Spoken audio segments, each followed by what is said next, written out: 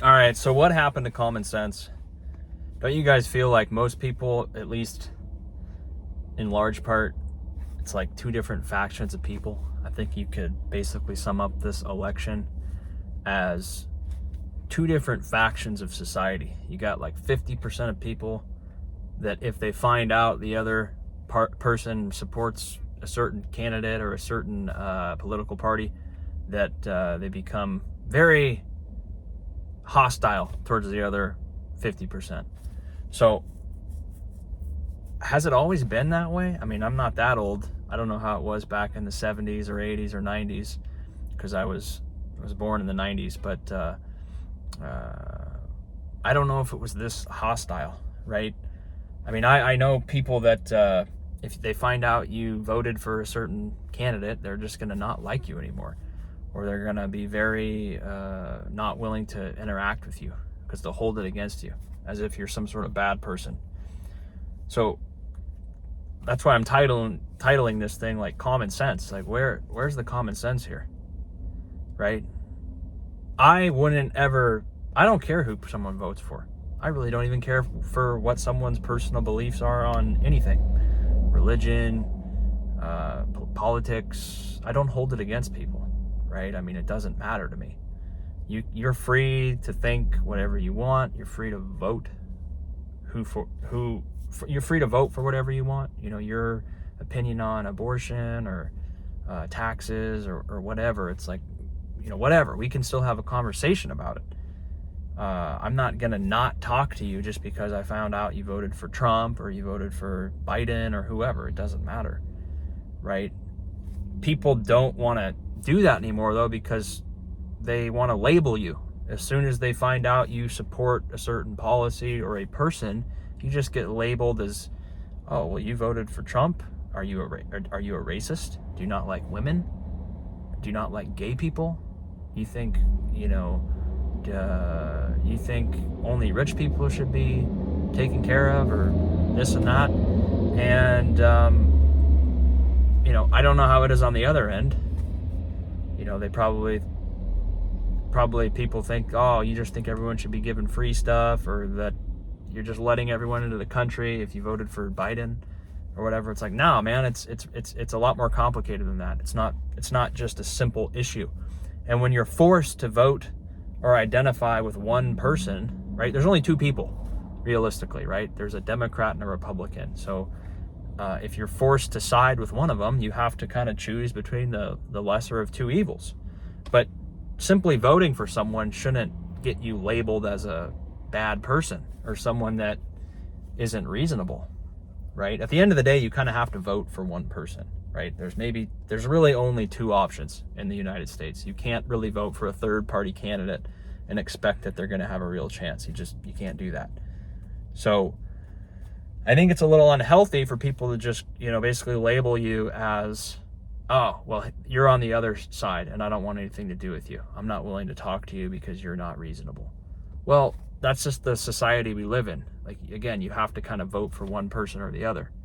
And I think it's unfair for people to just instantly disqualify you and say I'm going to disagree with everything you say.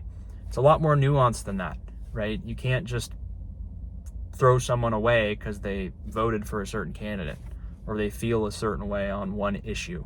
It's just one issue. And let's just talk about being more in the middle. It's like, sure, I may be voted for someone, but I'm reasonable. I'll talk to you, okay? I'll listen to what the issue is. And if I'm wrong, or if you provide some evidence on a certain issue that is kind of good evidence, I'll say, hey, I was wrong. I reserve the right to change my mind on stuff. And I think today people kind of lose that. They don't ever want to admit they're wrong. They want to just 100% support the person they voted for, no matter what. And they'll never admit that person was wrong. They'll support everything they do because they feel like it would be, they feel like they would get discredited if they disagreed with anything that their candidate did. It's like me. I voted for Trump, okay? But does that mean I agree with everything the guy does? No, it doesn't. Does that mean I like the way that the guy talks to certain people? No. I mean, I think he's funny, and I think he's a hard worker, and I think he has, he doesn't have, he's not controlled by anyone else. He's kind of a loose cannon, okay? Is he perfect? No. Okay? No one is perfect, though. And when you're forced to choose between one person or the other, you kind of have to make a choice, right? And I'm not saying I would 100% always vote for Trump. I have not voted this time, obviously, because it's a month or two away. But I'm open to changing my mind, all right? I'm not, now, I don't really know too much about Harris, okay? But the debate, I think, is next week. And if Trump comes out and makes a complete fool of himself, I'm not the type of person that would say, I'm just always going to vote for Trump no matter what. Okay. Now, I probably find it hard that I'm going to vote for Harris. I don't see that happening. But if Trump comes out and just does something that I can't forgive him for, then I'm a reasonable person. It's like, hey, okay, maybe I won't vote, or maybe I'll vote for her. I don't know. Right. But to just say 100%, I'm going to support someone 100% no matter what. That's kind of the problem in this country, where everyone's so divided that they can't really talk about anything, and they feel like you're just on the other team. It's like, well, we're all kind of on the same team, but that's not the way it's set up now. Everyone's in their own little All right, sorry, the video cut off again. I was saying they're in factions. You're just on one side or the other. They don't want to admit that anyone on the other side is right. They always want to support their side no matter what. And it's kind of the problem we have, I kind of think it's similar to like having a issue with someone, and then you need to get the law involved, but you don't get the law involved. You go to like mediation. It's called mediation and arbitration, where you just get a third party who doesn't have a stake involved in what's going on. They don't care. They're just a reasonable person. It's called mediation or arbitration. Okay, you can look it up. But they'll listen to the problem, okay, and they just give their own opinion on it. And it can be legally binding, or it can just be a professional's opinion on what should happen when you have a dispute or when you have an issue with someone. It's like both of these parties are not really reasonable because they have their own self-interest involved. So let's put it's like a judge. Let's put a third party that is impartial. They don't have nothing to gain by leaning one way or the other, right? They're just looking at the situation impartially, right? They're not getting a bribe. They're not getting an advantage for voting a certain way on anything. They're just looking at your case or your situation, and they're giving their professional opinion on what should happen and who's right and who's wrong. And that's the way that people should view everything. I'm not going to lean with someone on everything just because I like them, or just because they are a Republican, or just because they're a Democrat. It's like, I'm going to look at the situation, I'm going to look at the circumstances, and then I'm going to make a ruling on it based on common sense. And common sense to me is like, well, would most people agree with this outcome, with this decision?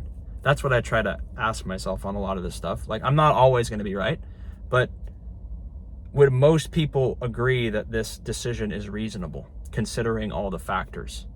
Someone might be unhappy, but at the end of the day, it's like, usually someone is more right and someone is more wrong. And that's how you have to kind of come to a decision. But when you just have two people, it's hard for them to come to a decision because they have their own interests. They don't want to cave. They don't want to admit they're wrong. They don't want to give the other person what they want.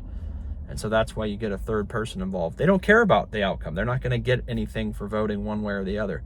You notice how when people get bribed, or when they do lobbying in like Washington, D.C., oftentimes the people vote a certain way because they're getting paid for it. They're getting bribed. They're getting incentives. They're getting kickers. They're getting vacations, getting to go to football games or the Super Bowl. That's going to influence their decision, right? But when you talk about an impartial third party, they don't care. I'm not getting anything. I'm just going to listen to what happened, and I'm going to give you my opinion on it. Okay?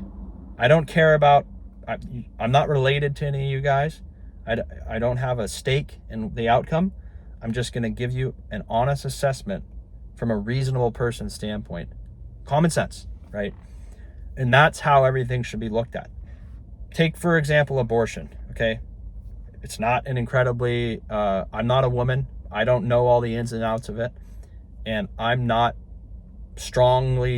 feel strongly one way or the other about it. I don't know enough to start talking about it and be like, this is what should happen or this shouldn't happen. I'm totally open to listening to what people have to say about it and then making a decision based on what is best for everyone. And that's how I would say about everything. Taxes, legislation, government spending, entitlement programs, all of that stuff is like, I'm going to listen to what's best for the country, what's best for the programs that we think in the long term are going to be good for people. And that's how we're going to make our decisions. We're not going to make it based on, the Republicans or some older white guys think that it should be this way. And then vice versa. We're not going to make a decision based on a bunch of young people who want to basically steal everyone's money, right? It goes both ways. I always found that funny. Like, younger people typically want more stuff given to them because, but the older people don't want to give it away because the older people put in time to get their resources or to get whatever they have in life. And so it's a little bit ironic because the younger people basically just want to be given stuff, or that's kind of the whatever the word is called. That's what people think a lot of the time. They just want handouts, or they just want free stuff, and they didn't have to work for it, and blah, blah, blah. So it's never really that simple. I mean, younger people have their own challenges, older people have their own challenges. And, oftentimes there's things that can be done that will be a good middle ground, right? The answer isn't to just take everyone's money. It's not to just take all the rich people's money. That's not going to work. Okay. But the answer also is, it goes both ways. If you can't just give everyone a bunch of money for not doing anything. And if you tax people who have stuff, what's the incentive for people that have stuff to continue doing anything? They're not going to. If they know that they're just going to get their stuff confiscated, they're going to stop working, right? And if you give people stuff for doing nothing, they're not going to do anything, right? So it goes back to incentives, but I'm going in circles now. Common sense. That's the point of this video. What do you guys think? It's kind of gone out the window. I hope it comes back, but I don't know. Let me know what you think. Subscribe. See you on the next one.